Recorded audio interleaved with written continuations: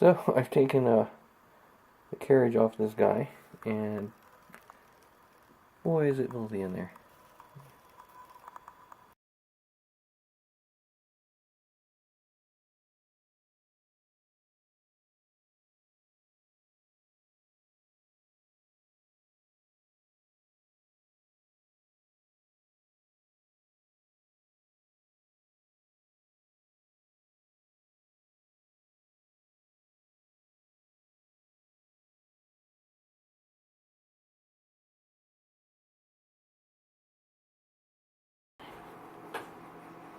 Okay, here's this CST-8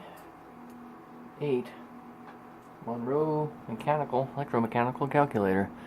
I've stripped it of its carriage and keyboard and motor and put it in the parts cleaner.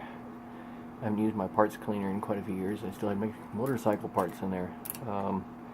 Came out pretty good, just kerosene and diesel fuel, I think, is what I used for the cleaning solution. And then I sprayed it a bit more with some carburetor spray cleaner. And I was a little worried. There were some plastic parts in here that a few little minimal parts, like this little guy here is plastic, and there's a little plastic guy over here. This guy's plastic, but they're a better quality plastic, and they don't seem to have been bothered. This little clutch assembly is plastic. The knob, unfortunately, I did try and clean that afterwards. I did take it off, and it did get damaged by the carb spray cleaner a little bit. I'll have to buff that up a bit.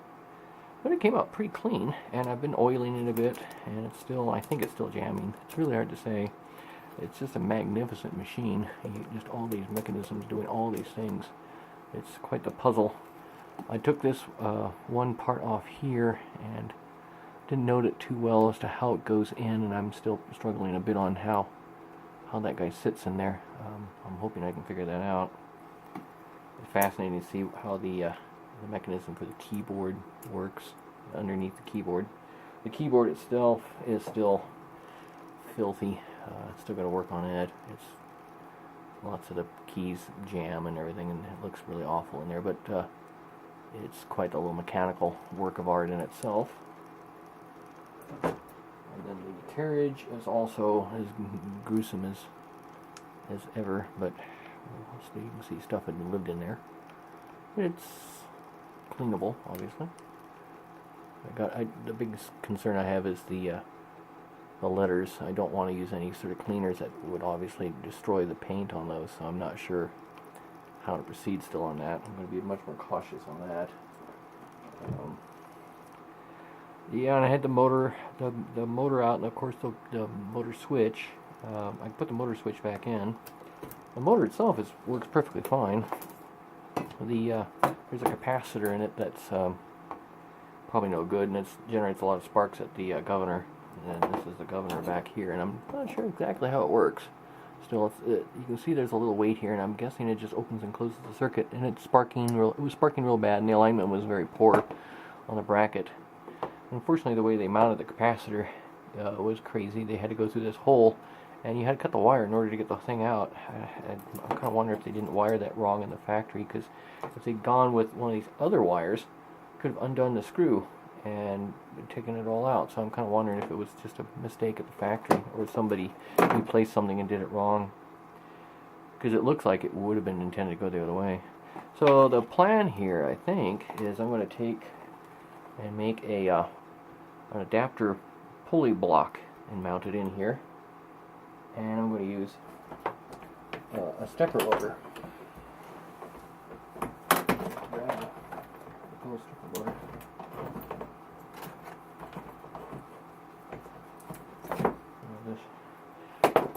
I've done a lot with CNCs and computer controlled stuff, so I got lots of nice stepper motors floating around here, and I think this might have enough torque with a stepper motor controller. And I will use some timing belts and some pulleys, and then I got to make an adapter plate that will probably mount on the pads here that are for the feet, and I'll probably make a plate that sticks out here and some sort of slot tensioning mechanism for the motor.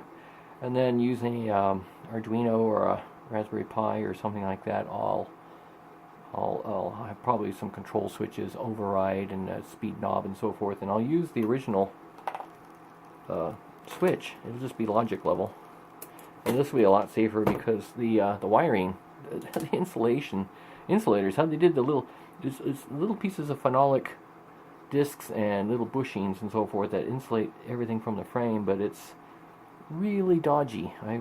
You would never do things this way today. It's just really kind of scary. So, you know, I put logic level through here and control it, the processor. And the nice thing is, then I can very, very precisely, you know, one little step at a time, go through each motion here and try and figure out what all this is doing here. And I can then figure out, you know, what are the mechanical logic here, mechanical magic that's going on here. It's really amazing. I don't know how they did this stuff. I mean, I'm used to CAD and CAM and simulations, and you can assemble your virtual parts in virtual space, and look how they all move around and everything. These people, how did they do this? It's just crazy how they were able to do this.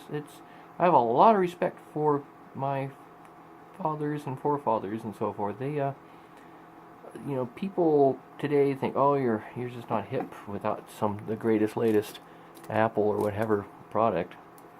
And you know, a lot of people are really clever and capable people today, no doubt about it. But man, simulation software and CAD and everything else you got it really good for doing even more complicated stuff. But this is stunning. This is just absolutely stunning. I just still can't get over how beautiful this machine is as far as engineering goes and design, and how you assembled it all. You know, I don't know. It's just, I'm still amazed by it. So I'd like to be able to set it up so that you can run it very slow motion control over it, observe everything. I've seen a couple YouTube videos by, I think, one guy, maybe two different fellows, and they hit the buttons very slowly, in slow motion. They obviously sped up the frame rate and slowed it down for the display, and you still really can't quite tell what's all going on. And I think it's an earlier version of the calculator. And it's interesting looking at all I have for documents so far on this guy is some earlier versions of calculators. But you can see some of the bits and pieces do kind of match the some of the earlier bits, and you can kind of see it's almost like if you look at the evolution of the human brain and brains, you see the earliest ancestral brain layers, and then there's a new, more advanced bit of brain that wraps around the earlier bit of older, smaller brain, and you got the bigger bits of brain and so forth. And you got kind of something like this here. You got the earliest bits of the earlier calculators. You can kind of see these gears and other things are in some of the really early calculators, and there's a few other bits and pieces over here. And then, kind of layer cake, they added more and more control mechanisms to do more and more automated stuff, and they used the previous layers because they put a lot of work into making that all work right. So stuff that did like automatic division control and multiplication, whereas everything else previously you would have had to, you'd do something, you'd move the carriage by hand, and then you'd do something and then move the carriage by hand, especially for division or multiplication. And here, that's all done for you via this remarkable mechanical logic that I can't even begin to follow. So I'm hoping I can follow it better with by teasing it out little steps at a time. And it may not work. The idea may simply not work because they do specify an RPM of it's about 380 RPM roughly. I mean, it's not super precise. They're saying use your wristwatch and come up with this RPM. And that's for an earlier version. It looks like I've seen several different models that somewhere around 380 to 400 RPM. And they may be counting on inertia on some of these bits and pieces flailing around to work just right, in which case my moving it a little 1.8 degree steps increments or something like that may not work. I don't know. Well, it's worth a try anyways, and you can at least see some of it. And I'm hoping the stepper motor is limited typically about 200 RPM before they lose steps. It's a pretty powerful motor, and it's going to be sped up, which of course means I'm going to lose some torque. in order to get to about the 400 RPM, and I'm kind of guessing. I just happen to have some pulleys and belts here. I'm hoping it'll be close enough and it will work. It's worth a try anyways, and it's a fun project, so it gets me in the machine shop